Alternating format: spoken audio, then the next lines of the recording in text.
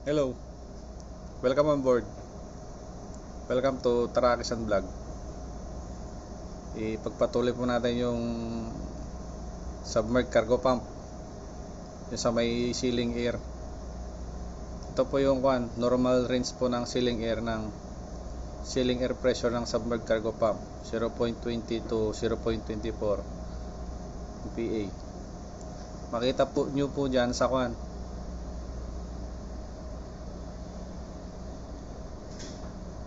cargo pump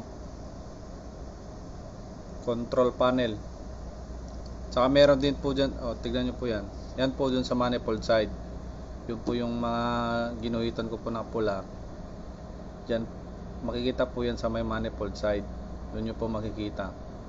Bawat tangkit po doon, meron po siyang indication ng ceiling air pressure.